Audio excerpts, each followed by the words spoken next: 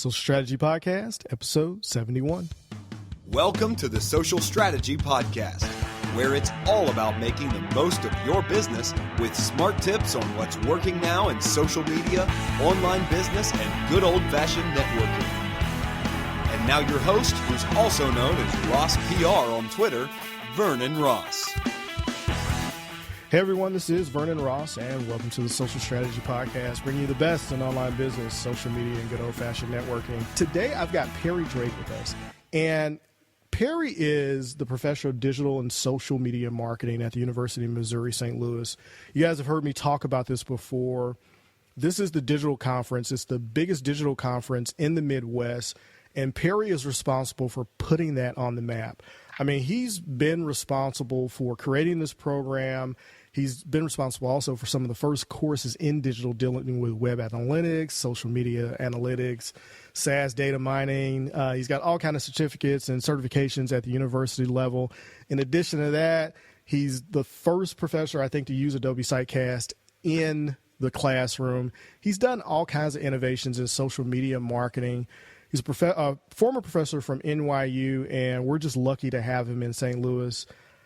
On top of all of that, he runs marathons and is like an exercise fanatic. So we're going to get into all of that stuff. Perry, welcome to the podcast. Hey, thanks, Vernon. I appreciate being invited.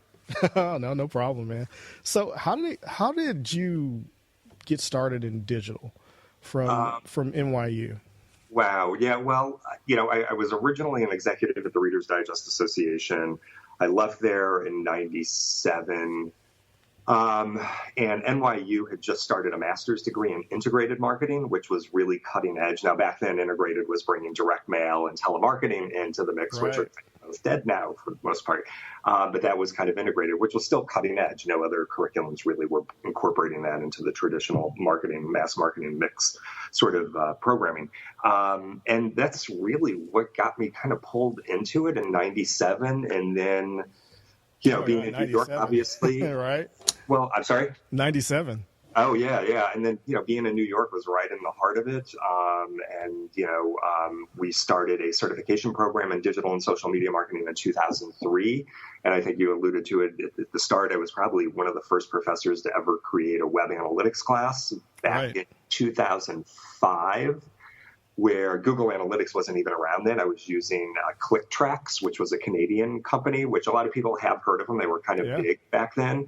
You'd pour the log files in and get your really crude dashboards. I think it was all with like 5 metrics or whatever that it would give you. Right. And just, I just made lots of awesome connections in the 28 years I was in New York. And, a lot of my students now are executives at Pinterest or Twitter and Facebook, and it's made it really nice kind of coming here and being able to bring those resources to St. Louis. Right. Now, when you start talking about digital and social media, I think there's some confusion, especially when you go from what big companies do to what small businesses do. And there's a lot of stuff on the market where people are talking about, well, yeah, I know I need social media for my business, but I don't think they understand exactly what that means. From a university perspective, when you talk to students, how do you position that for them as far as what their focus should be? Yeah, well, it's a couple things I have to do with the students, especially if it's undergrads. I have to kind of go into a discussion of kind of personal branding and personal use of it to kind of grow their own network and their own connections and abilities to do things. So that's kind of one thing I have to do. I don't really have to do that much with the MBA students because most of our MBA students are working professionals already because it's an evening program. But that's kind of one of the first things we kind of get into is just kind of talking about using it, the power of it, what it can do, how it can connect you up with people, how you can what it means to be an advocate for a brand and maybe what you get in return for that. So like one of the first things I do to my undergrad students is I have them, if they don't have a Twitter, they have to set up a Twitter. And most do now, I would say 95% of them do. But not a lot of them know how to use it. So one of their first sort of challenges that they have to do is pick a brand, any brand, doesn't matter, Coke, Taco Bell, they could be a Taco Bell, having a taco, whatever, and they're enjoying it. I want them to tweet to the brand and their goal is to get the brand to tweet back to them, respond back to them. Yeah. This year was kind of interesting this semester because I would say 6 of the students out of my class of about 45, which a lot of times brands don't tweet back coupons. They were all excited because they were getting coupons and free offers. That's cool, right?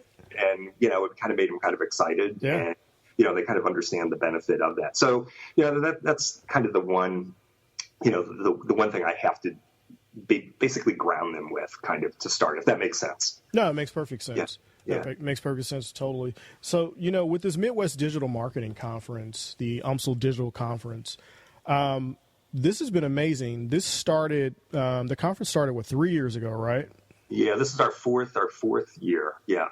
So this is the fourth year. Yeah, April of 2013. Yeah, right. The first year, how many people did you have in attendance? I had 425 in attendance the first year. Mm-hmm. Which is amazing in and of itself. Yeah, I mean, there was no advertising, and I had only been in St. Louis since the 15th of January. Right.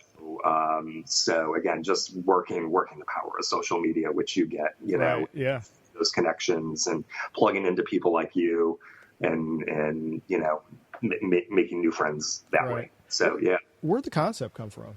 Well, I think it's I don't know if I told you the story before or not. I was contacting some of my old students and connections from New York and saying, hey, would you kind of come in on a Google Hangout and guest speak to some of my students? And a couple of them said, well, you know what, I'd be happy to fly in and talk to your students in person.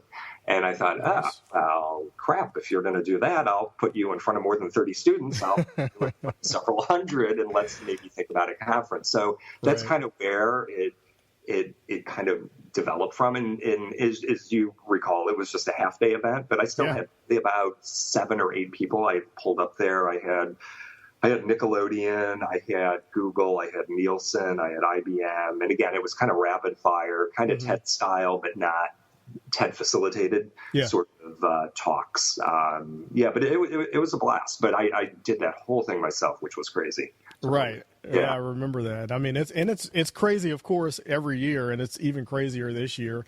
And this year, as you mentioned, the first one wasn't TED facilitated, but this one actually is. Yeah. So I'm like really excited. Steve Summers, the TEDx Gateway Arch, has agreed to help facilitate the 3 keynotes. Mm-hmm. And so I've got a really good team helping kind of do that. And we'll have a morning keynote, afternoon, and an evening keynote. And hopefully they will be all threaded nicely and kind of handing it off from one to the next to kind of carry that story through. So, Right.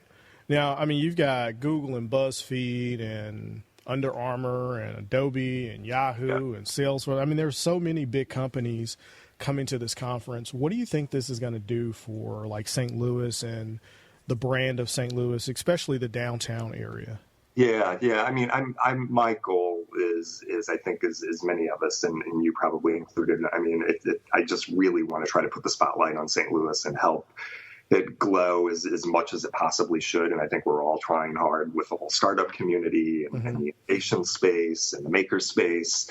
And I think this is just one more thing we can do. And I'm really hoping that this year we will trend nationally on Twitter. I think that should be all of our goal. And I think we want to make that clear to everybody as they come through the doors. We've trended locally every conference, but I think we should definitely make sure we do it nationally.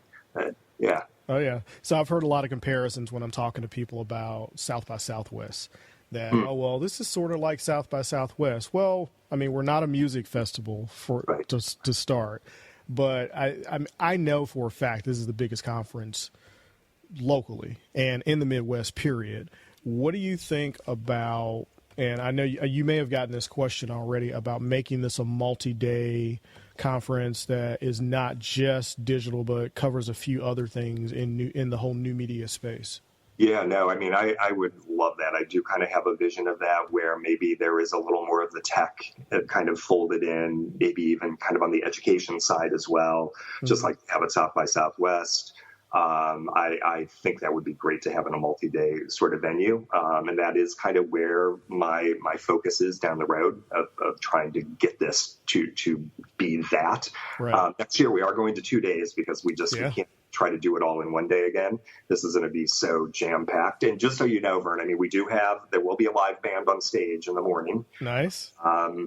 and Red Bull will be outside with the GJ, which is awesome today as well. So yeah, so we're even bringing in the music a little bit now. Right. Yeah. So hey, a little bit of South by Southwest flavor. Yeah, right. That's amazing.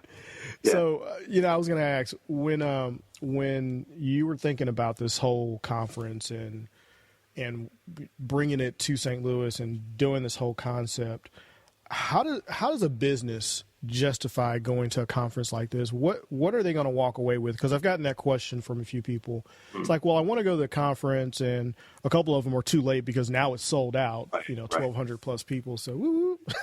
Actually, we are setting. I just did, because I printed all the name badges over the weekend. Right now, we are setting at 1332. Oh my God, that is awesome. So yeah, I'm a little scared. That is awesome. I cannot wait to see what happens. I'm going to need that volunteer support from the board members like you and the rest. Yeah. Oh yeah, I'll definitely be there all day from probably 5:30 a.m. until I pass out. I think to your point though, Vern, I try to make sure, which I think is critical, that I've got topics that are going to focus on the small business owner, the B2B, that I kind of, and you guys will have to help me. So I don't forget this next year. I need to also have a couple of sessions focusing on nonprofit, which I don't think I did this year. I think it slipped my mind. Not intentional. It's just a lot of stuff to try to remember. But I do try to deal with those sort of issues, as well as kind of the bigger issues like campaign attribution, which, your small shop owner doesn't even, can't even address that. So I try to cover the gamut. And I emailed with some gal from a nonprofit saying, hey, I'm from a nonprofit. I don't see any nonprofit kind of sessions there. Will I still benefit? I said, absolutely, you'll still benefit. There's going to be deep discussion on, strategic ways to use Facebook and Twitter, and which will apply whether you're in a non-for-profit or for-profit sort of environment. Right. So now, when you're talking about students, and I know you have a digital agency that you run at the Cortex Center. A lot of people know it as CIC, Cambridge Innovation Institute, that whole complex of buildings down there in the city. How do you find people or companies that you're going to work with? Right now, a lot of it's really just kind of word of mouth, or if I connect up with somebody, I'm always doing networking, so I'll meet new nonprofits all the time or social entrepreneurs. And then, if I assess that they kind of could use some help and I've got the bandwidth, I'll tell them to kind of apply in our agency, which again, we're kind of rebranding that as well this semester a little bit. It's really? It's going to be called The Lab. And for those that aren't aware, Vern's fully aware, we only assist St. Louis nonprofits and St. Louis startups. Those are the only clientele that we take on. Although this semester we did make one exception, Vern. I also felt like I wanted to start taking on businesses in Ferguson that were hit and hurt by all of the issues that occurred last August. So this semester we picked up one business, which is 911 Hair Salon. And again, just kind of assisting her with her. She was okay on Instagram, really didn't get or know how to use Facebook, which is kind of critical for her. Right. So we're working with getting her kind of set up on Facebook and getting that whole side of it started. Well, that's interesting. So what does it look like from the, the university standpoint? What do you mean? I'm not sure. So, I think a lot of people, they see the university there, they know that all these programs are going on, and I'm sure that there are people that feel like, well, maybe the community's not included in everything that goes on. How is that communicated throughout the community that you guys are doing this? Because, that's a wonderful program to have, and I'm sure the businesses don't have to really pay anything for that. Yeah, right. Yeah, there is no payment now. Right. My goal might be down the road to impress one of them so much that we've assisted a couple semesters to say, hey, we're glad to continue for a small donation of a few $100s. Right. But not there yet. But so what I'm starting to do with the rebranding, we're building a website. So Evan Miguel, the one student that helped me rebrand the conference, is on a website as well for the agency. and trying to, again, get it polished up a little bit so that, to your point, we can get word out a little bit more and kind of tell the story of what we do. Because I think it's a great thing that we do. And the students enjoy, helping those social entrepreneurs, especially in the nonprofits. It's rewarding, and it's really just a win-win. So we will showcase a new commercial at the conference as well. It'd be about a 60-second commercial just kind of showcasing and telling the audience about the lab, kind of. Yeah. Right. Now, when you dig into the whole conference and you're talking to people and you're telling them about the reasons that they want to come and the things that they should be getting out of the conference, I've gotten a few emails from students. My daughter was actually one of them, and this was just a conversation.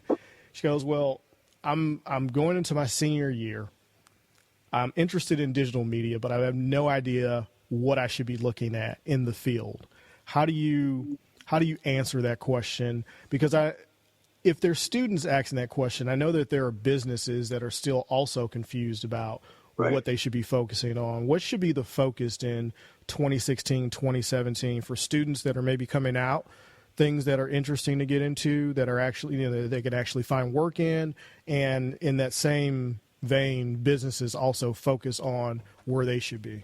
Right. Well, I think with students or maybe your daughter, and, one of the things they could always do to try to understand the space, because it's a complicated space anymore, right? It's just so many components and levers. You got the tech side, and which is constantly changing. You got the mobile, it's overly complicated. And, maybe one of the great places they could start is to volunteer at a nonprofit who could always use a little bit of help, even if it's doing simple posts or tweets or putting stuff out there on their LinkedIn page, just so they kind of start understanding that whole landscape and kind of how it works and how you can garner PR and, the advocacy and influencer marketing, the whole thing.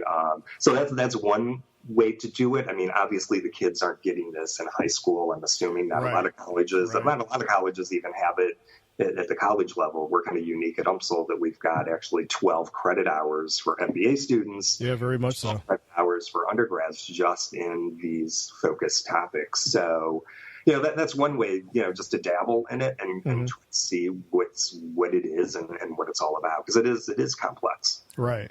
No, that's awesome.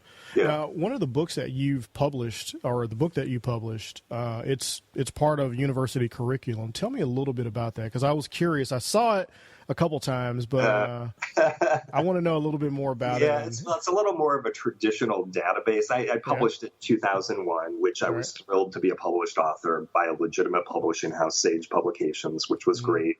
And again, what gave me all the credibility was the Reader's Digest. The Reader's Digest, again, I know for the millennial generation, they don't really understand the Reader's Digest, but they were kind of the premier database marketer. They knew how to build a database. They knew how to retain, upsell, cross-sell.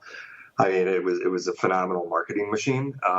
And so, the book is still around. I still get a royalty check every year, not as big as what it was back in 2001 and 2002 and 2003, but I still do get a small royalty check every now and then. And it was quite an undertaking. It was a 2-year endeavor, which definitely took over my life for 2 years. Oh, yeah. I'm sure. Yeah. Well, the reason that I ask, because you're a big data guy. You like to use big data to quantify things, grab data points for research, for social media, and that's so important.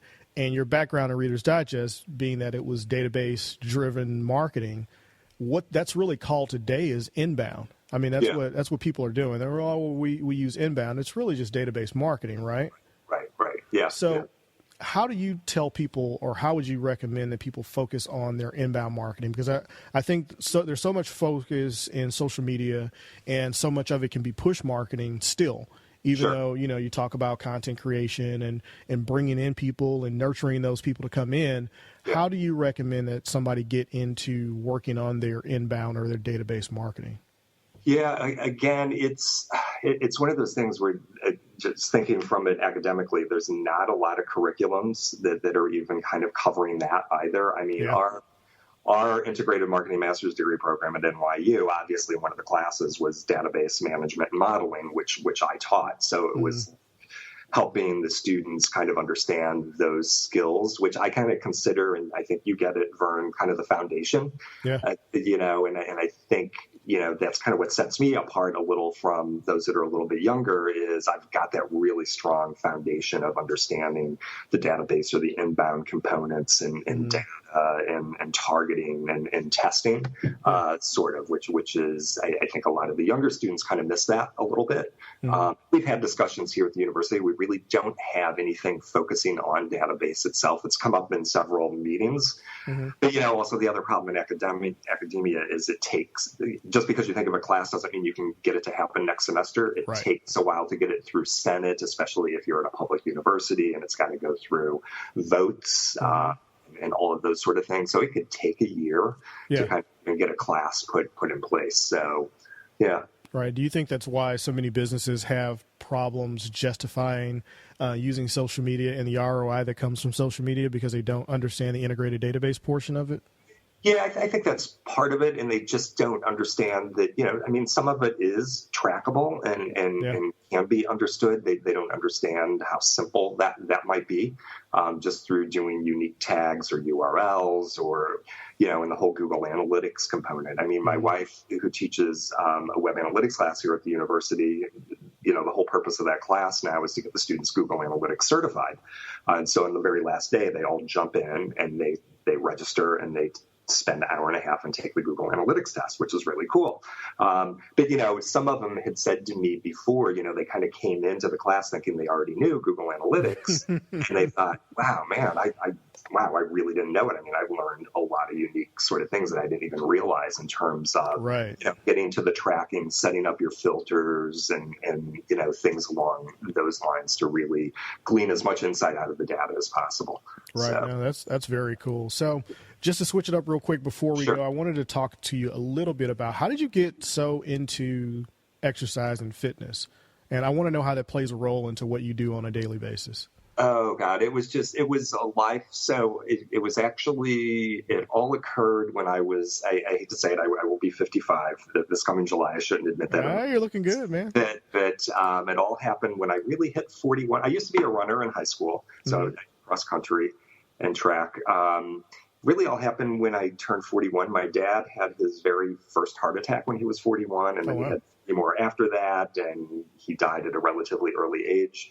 And when I hit 41, I thought, you know what, I'm just not going to go through this same things. I know heart disease kind of ran in the family, and I just totally changed my lifestyle. It was almost just a pivoting moment, and just got back into running, eating really healthy, and the running community in New York City is like really vibrant. You got the New York Roadrunners, which is a huge organization. So just so you know, I mean, running events, which they'll do like every other weekend, sometimes every weekend in Central Park, they will pull in close to 5,000 to 6,000 people just for an everyday race, a 5K.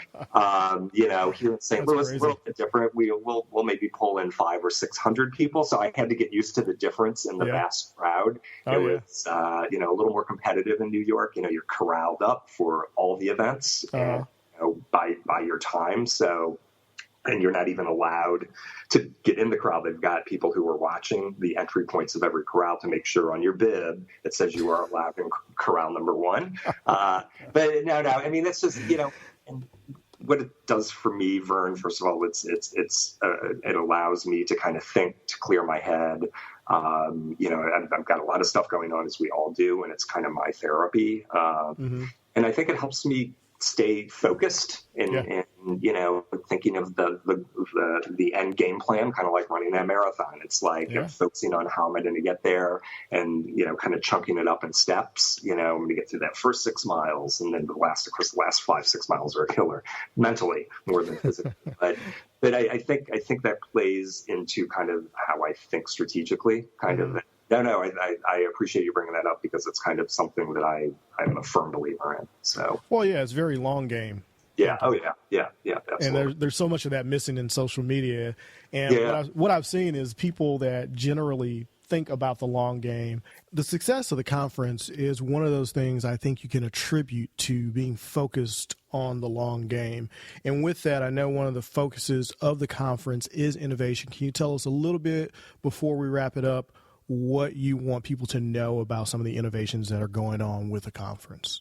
I think the only thing I just want to say is, and you're fully aware, the focus this year is really on innovation and bringing innovation into the discussion. Mm-hmm. So, I feel lucky to have kind of co-branded with Arch Grants a little bit, and we're featuring their startups. And again, the whole purpose is I want our audience to kind of engage with these startups that are building out really cool apps and software, finding influencers like Swizzle and and just kind of, reciprocating and kind of sharing ideas. It's just, I'm excited. I can't wait to hear conversations that are going to be taking place under the roof there at Union Station. I think it's going to be pretty amazing. No, it is. I actually just met the CEO of Swizzle at a Unidev event. Oh, Nick? Yeah, I just met Nick, and we were talking about what they're doing and aggregating comments and gauging sentiment using IBM Watson, which is, that's just amazing. They just won an Arch Grant, right? Yeah. And what's cool about Nick is he's an UMSL alum, so which is nice. Not surprised there. That makes perfect sense. Yeah. Well, Perry, thanks so much for coming on the podcast. It's been fun learning about you a little bit more and learning about the conference, and I'm excited to be a part of it. For everyone that wants to know, the conference is actually on April 21st, 2016, so definitely get ready for it. If you're not registered, it's sold out, 1,300 plus people. So there is a wait list. Sign up for the wait list. Right. That's about all you can do at this point. All right, cool, Perry. Well, thank you so much for coming on the podcast. I really do appreciate it. Thanks, Vern. I had a lot of fun. Thanks. All right, cool. Hey, guys, I really did enjoy talking to Perry. It was so much fun. Not a lot of notes to go on for this one because I'm getting things ready for the conference. So this one is going to be a short outro, but I did want to let you guys know, check out the live podcast that we're going to be doing. The link is in the show notes. So depending on the app that you're listening to this on, if you're using Overcast, you can find it there in the notes. You can also find it in the show notes out on the site, vernonross.com or socialstrategypodcast.com. There is a link right underneath the countdown to the conference where you can find the show being streamed live via Spreaker. If you do not have a Spreaker account, that's okay. You can still listen to the show. And by the way, if you're ever interested in starting your own podcast, you can start one for free out on Spreaker. Just check the site. It's right over in the sidebar. Just scroll down. There's one for Podbean, one for Spreaker. Definitely check it out. But I'm really excited. This is going to be the first time I'm actually going to broadcast live and not be on someone else's podcast, but actually be on a podcast that I've created specifically for the conference.